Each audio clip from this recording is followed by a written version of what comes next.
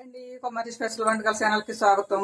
ఈరోజు అయితే మీకు ఎదురుకు వచ్చేసానండి. మీకు చూపించబోయేది ఈరోజు అరటికాయ పులుసు అనమాట. మనకి ఇదిగో ఒక 3 అరటికాయలు తీసుకున్నాను నేను. 3 అరటికాయలకి 4 ఉల్లిపాయలు, అలాగే కొద్దిగా ఇదిగో చింతపండు అనమాట. పులుసుకి చింతపండు, 2 పచ్చిమిరపకాయలు వేస్తున్నాను నేను.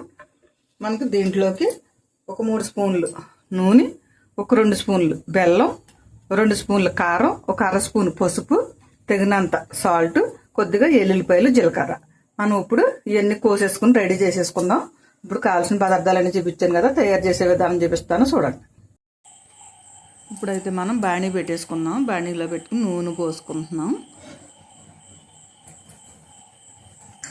ఒక 3 స్పూన్లు నూనె పోసాను. నూనె అయితే కాగుతుంది. ఇప్పుడు నూనె కాగిన వెంటనే పచ్చిమిరపకాయలు వేస్తున్నాను.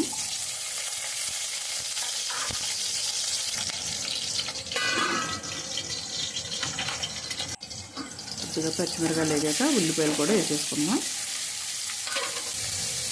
ఉల్లిపాయల్లో కొంచెం మనం ఒక అర స్పూను సాల్ట్ వేసుకుంటే చక్కగా మగ్గుద్ది అనమాట, తొందరగా వేగిద్ది అనమాట. సేపు మూత పెట్టేసి ఉంచేసి మనం అరటికాయ ముక్కలు కట్ చేసుకున్నాం కదా, ఇక జిగురు లేకుండా ఉండాలంటే కొద్దిగా సాల్ట్ వేసుకుని కలుపుకుంటే జిగురు లేకుండా ఉంటాయన్నమాట.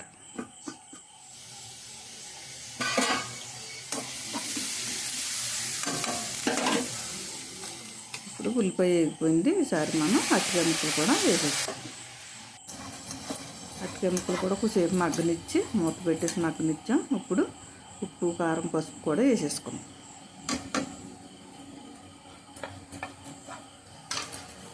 కొంచెంసేపు మనం మూత పెట్టి మగ్గనిస్తే కారం అది గొట్టులు లేకుండా ఉంటుంది అన్నమాట. చక్కగా వేగింది. ఇప్పుడు కొంచెం ఈసారి మనం చింతపండు తీసేసి పోసేసుకుందాం.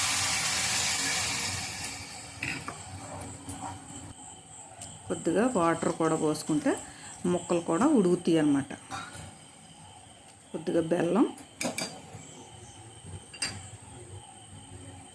కొద్దిగా జీలకర్ర వేసి మనం కొద్దిసేపు మరగనిద్దాం. ఈ లోపల ఎల్లుల్లిపాయలు కొంచెం చితక్కొట్టి మళ్ళీ వేసుకుంటున్నాం. టేస్ట్ బాగుంటుంది అన్నమాట. ఇంకా అలాగే వేసుకున్నాం. పులుసులోకే కాబట్టి మరుగుతుంది, దిగుతుంది అన్నమాట దానికోసం. ఈసారి అయితే కూర అయితే చక్కగా ఉడికింది. ముక్కలు చూసారా చక్కగా ఉడికింది. మనకి పులుసు అయితే పర్ఫెక్ట్గా రెడీ అయిపోయింది. కొంచెం కొత్తిమీర జల్లుకుందాం. కొత్తిమీర వేసేసుకుంటున్నాం. చక్కగా కూర అయితే రెడీ అయిపోయింది.